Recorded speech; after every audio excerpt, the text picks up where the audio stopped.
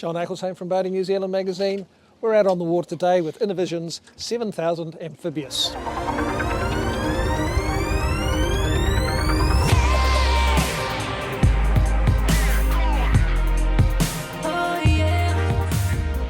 Simon, it's your first amphibious boat.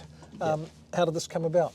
Basically, the first amphibious boat came about from a lot of the boat shows I've been at. A lot of people were asking whether we were planning on doing an amphibious boat at some time, and it was like, yep, we'll be doing one as soon as we come out of our non-compete with Sea Legs. Right. And luckily enough, I had a client that believed in us to produce a boat, and Brian gave us to go to build a boat, so he's taken the risk on the first one, and yeah, it turned out on a whole pretty much bang on. Right, so but this is a development of an existing model. It's something that you've built before, or? It's sort of based with our ethos of the fine entry, wide on the woodlines. You get the great stability and the great ride, all tied together. And it's certainly a stable boat. We've noticed that just in the last wee while that we've been aboard. Yeah. Did you have to make any modifications to? I mean, there's a bit more weight involved with a system like this. Yeah. No. So there's definitely more weight at the back, and there's a bit at the front, and so Baker White, he does the weight study and works out the weights and so make sure the boat's the right trim and rides like it should. Mm-hmm. But one of the big things with the boat was to make sure it's a really good fishing platform as well.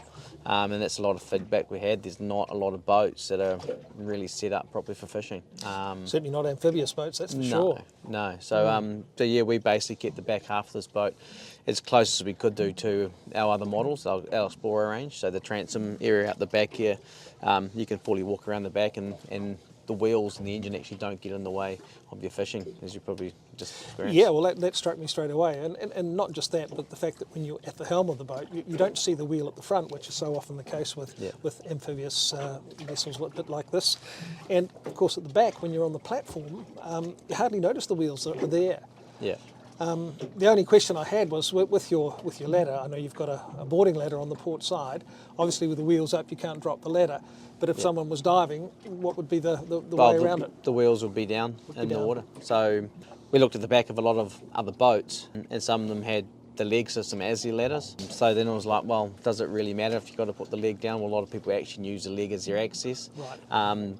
But the owner of this boat wanted the cage on the back, and so that's, as we build the order, we can actually tailor the back of the boat to suit how you actually want to functionally use your boat. So it doesn't have to have a cage, it doesn't have to have a boarding ladder, it could have gates on the back. So yeah, we're very flexible in what we produce for our clients. And this is a 7 metre version. Are there plans for anything larger, smaller? Yep, no, so we plan to do an 8 metre sort of size, one that's up to, so this is up to 3 tonne leg system. Yes. We plan to do one for the up to 4 tonne leg system and the system down as well.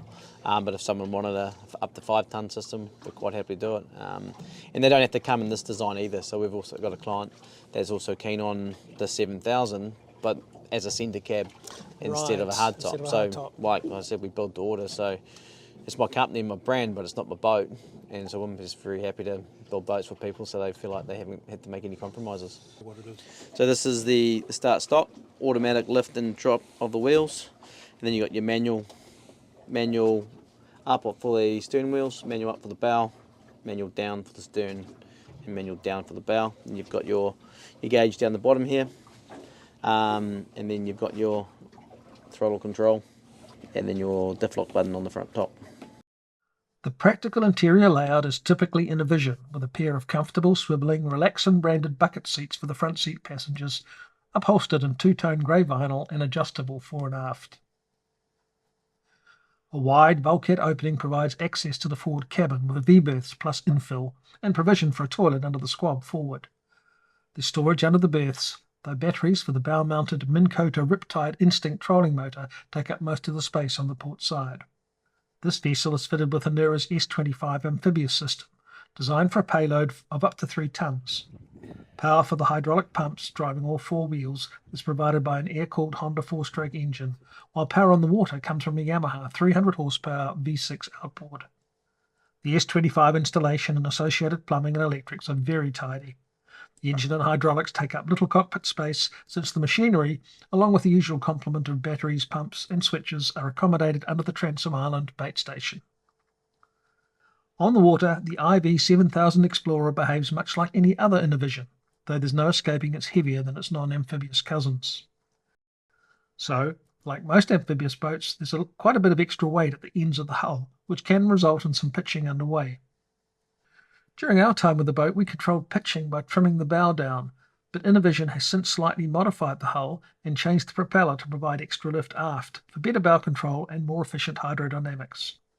The boat's weight certainly justifies bolting 300 horsepower on the transom. Innovision Simon Monoprio's rule of thumb is 100 horsepower per tonne, and the Yamaha does an excellent job. But acceleration is measured rather than breathtaking. Nevertheless, during our test, we cruised happily at 30 knots, 4,600 RPM, or 26 knots at 4,100 RPM, according to the 16-inch Garmin 8416 that dominates the large helm console.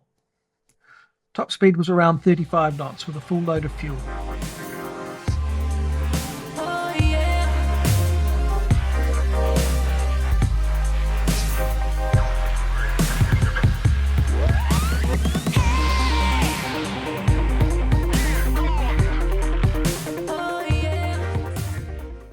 We sampled amphibious operation on North Shore Beach, driving the 7000 Amphib on and off the beach a couple of times and stopping to demonstrate squatting on the sand so that we could get on and off the vessel, and generally getting to grips with the S25 controls.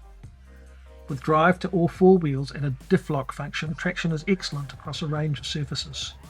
That was good, because to access the beach at mid-tide we had to traverse a partially submerged bank of soft sand. No problems, diff lock engaged seems torque equally to all four wheels. For safety, the wheels brake automatically when stopped. Wheels up or down is a simple one-touch push-button operation, while a bow camera displays the position of the front wheels on the Garmin MFD.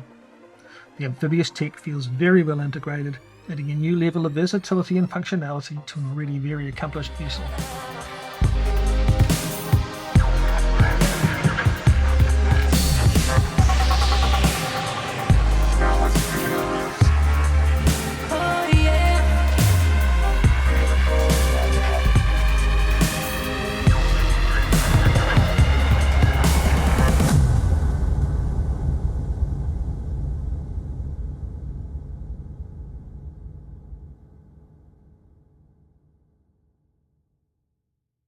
John Ecclestone from Boating New Zealand.